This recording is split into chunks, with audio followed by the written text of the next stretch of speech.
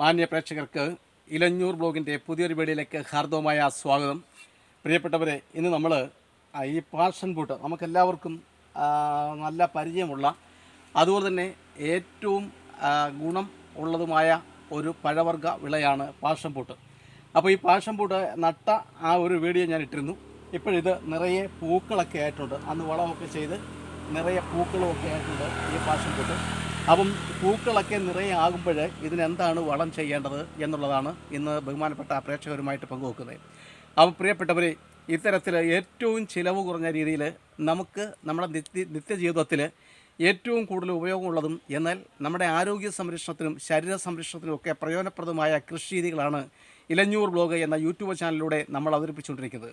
അപ്പോൾ ഇത്തരത്തിലുള്ള വീഡിയോകൾ കാണുന്നതും അതുപോലെ തന്നെ പിന്നെ സമാന ചിന്താഗതി ഉള്ളവരിലേക്ക് ഇത് എത്തിക്കാനും ഒക്കെ താല്പര്യമെങ്കിൽ, പ്രിയമുള്ളവരെ, നിങ്ങൾ ആദ്യമായിട്ടാണ് ഞങ്ങളുടെ യൂട്യൂബ് ചാനൽ കാണുന്നതെങ്കിൽ ദയവായി ലൈക്ക് ചെയ്യണം, ഷെയർ ചെയ്യണം, സബ്സ്ക്രൈബ് ചെയ്യണം. എല്ലാവരുടെയും കൃത്യമായ സഹകരണം ഞാൻ പ്രതീക്ഷിക്കുകയാണ്. അതുകൊണ്ട് തന്നെ നാളിതുവരെ ഈ വീഡിയോകൾ ഇടുമ്പോൾ തന്നെ വന്ന് കാണുകയും വേണ്ട എല്ലാവിധ പ്രോത്സാഹനവും നൽകുകയും ചെയ്യുന്ന എല്ലാ പ്രിയപ്പെട്ടവർക്കും കൃത്യമായ നന്ദി അറിയിക്കുന്നു. നമുക്ക് വീഡിയോയിലേക്ക് പോകാം. അപ്പോൾ ഈ പാഷൻ ഫ്രൂട്ട് ഇപ്പം നട്ടിട്ട് ഏതാണ്ടൊരു 6-7 മാസമായി. കാവേരി എന്ന ഇനത്തിൽപ്പെട്ട ഒരു പാഷൻ ഫ്രൂട്ടാണ്. കാവേരി ഇനം എന്ന് പറഞ്ഞാൽ ഏതാണ്ട് വയലറ്റ് നിറമാണ് ഇതിൻ്റെ കായ്കൾക്ക്. താരൻമനിയ വലിയ കായ്കളാണ് ഇതിലുണ്ടാകുന്നത്. അപ്പം നമ്മൾ നട്ടപ്പോൾ ചേർത്ത് കൊടുത്ത വളം എന്ന് വെച്ചാൽ വേപ്പിൻ പിണ്ണാക്ക്, എല്ലുപൊടി, അതുപോലെ തന്നെ കടലപ്പിണ്ണാക്ക്, പിന്നെ ഇവിടെയൊക്കെ കിളിച്ച് നിന്ന കളകൾ, പാഴ്കളകൾ, പോച്ചകളൊക്കെ ഇതിൻ്റെ ചുവട്ടിൽ ഇട്ടിരുന്നു. പിന്നെ 2-3 മാസം കൂടുമ്പോൾ ഇതിൻ്റെ തടമൊക്കെ ഒന്ന് ചെറുതായിട്ട് മണ്ണൊന്ന് ഇളക്കി കൊടുത്തിരുന്നു. ഇതൊക്കെയാണ് നമ്മൾ ചെയ്ത്, അല്ലാതെ വില കൊടുത്ത് വാങ്ങിച്ച വലിയ വളങ്ങളൊന്നും ഇട്ടിരുന്നില്ല. പിന്നെ ഇപ്പോൾ ചെയ്യുന്ന വളങ്ങളെപ്പറ്റി ഞാൻ പറയാം. നമ്മൾ വളം ഇടുന്നതിന് മുമ്പായിട്ട് ആദ്യമായിട്ട് ഇതിൻ്റെ ചുവട് ഒന്ന് ഇളക്കുകയാണ്, മണ്ണ് ഇളക്കി കൊടുക്കുകയാണ്.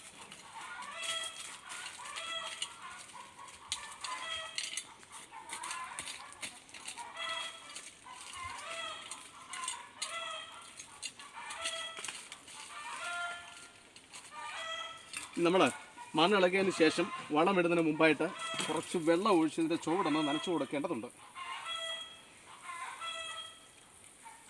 വളം ഇടുന്നതിന് മുമ്പായിട്ട് ഏതൊരു സസ്യത്തിൻ്റെ ആയാലും ഫലവൃക്ഷങ്ങളുടെ ആയാലും അതുപോലെ തന്നെ പച്ചക്കറികളുടെ ആയാലും ചുവട് ഒന്ന് നനച്ചു കൊടുത്താൽ അത് ഒരു നല്ലതാണ്. അതുപോലെ മണ്ണ് ഇളക്കുമ്പോൾ നമ്മൾ ശ്രദ്ധിക്കേണ്ട ഒരു പ്രധാനപ്പെട്ട കാര്യം എന്ന് വെച്ചാൽ, ഒരു കാരണവശാലും ഈ ചെടികളുടെ വേര് പൊട്ടിപ്പോവാത്ത രീതിയിൽ വളരെ ലഘുവായിട്ട് വേണം നമ്മൾ മണ്ണ് ഇളക്കി കൊടുക്കുവാൻ.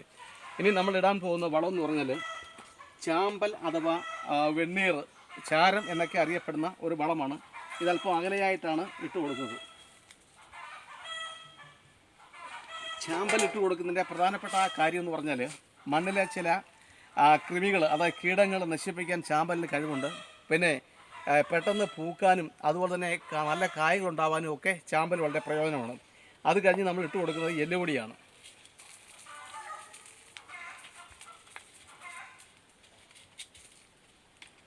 അത് കഴിഞ്ഞ് നമ്മൾ ഇട്ട് കൊടുക്കുന്നത് വേപ്പിൻ പിണ്ണാക്കാണ്.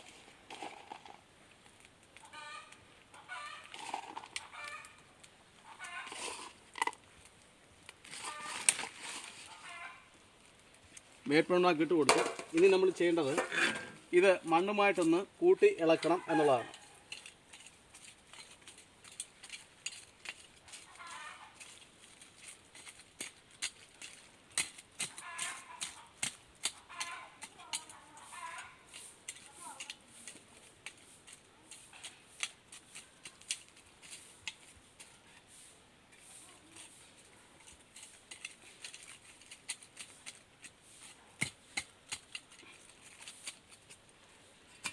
അടുത്തായിട്ട് നമ്മൾ വീണ്ടും ഒരു വളം കൂടി ഒഴിച്ചു കൊടുക്കുന്നുണ്ട്.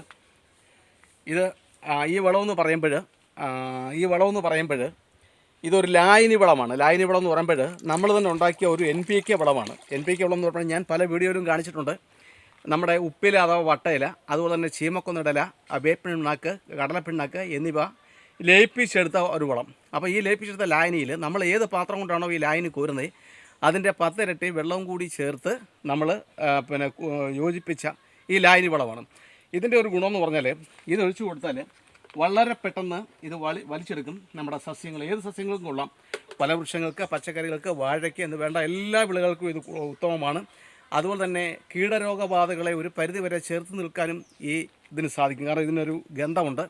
ചീമക്കൊന്നയുടെയൊക്കെ നമുക്കറിയാം, ചീമക്കൊന്നയുടെ ഗന്ധം കൊണ്ട് കീടങ്ങളൊക്കെ മാറിപ്പോകാനുള്ള സാധ്യതയുണ്ട്. ഇത് നമ്മൾ ഒഴിച്ചു കൊടുക്കുകയാണ്. ഇത് അല്പം അകലെ കൂട്ടി നമ്മൾ ഒഴിച്ചു കൊടുക്കുകയാണ്.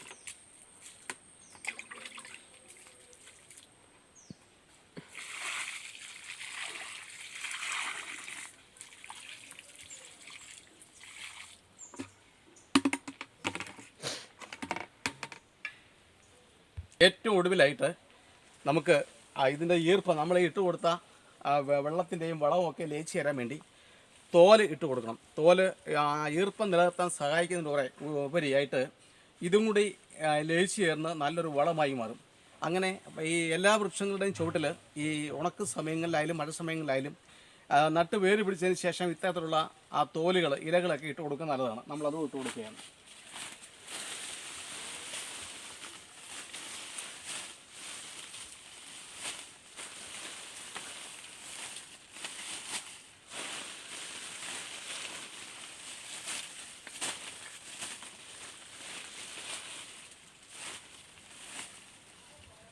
പ്രിയമുള്ളവരെ, ഈ പാഷൻ ഫ്രൂട്ട് ഉൾപ്പെടെയുള്ള പല പഴച്ചെടികളും നമുക്ക് സ്ഥലവിസ്തൃതി കുറഞ്ഞവരാണെങ്കിൽ ഡ്രമ്മിലും ഗ്രോ ബാഗിലും ചട്ടിയിലും ഒക്കെ വെച്ച് പിടിപ്പിക്കാൻ സാധിക്കും. അങ്ങനെ ഇത് പടർത്തിയിരിക്കുന്ന സവിശേഷത നിങ്ങൾ നോക്കുക. ഇത് പന്തലിട്ടല്ല ഇത് പടർത്തിയിരിക്കുന്നത്. കാരണം പന്തലിട്ട് ഈ പാഷൻ ഫ്രൂട്ട് പടർത്തുമ്പോൾ ചില ന്യൂനവശങ്ങളൊക്കെ ഉണ്ട്.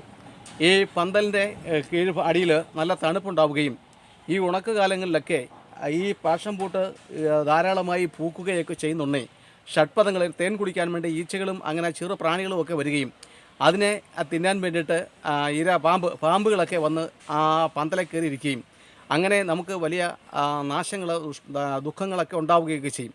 അത് ഒഴിവാക്കാൻ വേണ്ടിയാണ് ഇപ്പോൾ ഇത് കണ്ടിട്ട് നീളത്തിൽ ഇങ്ങനെ പടർത്തിരിക്കുകയാണ്. നമ്മുടെ ഈടി നമ്മുടെ അതിര് തിരിച്ചിരിക്കുന്ന ഭാഗത്തോട് നമുക്ക് ഇങ്ങനെ പടർത്തി കഴിഞ്ഞാൽ അതങ്ങനെ പടരും, കായ്കളുണ്ടാകും.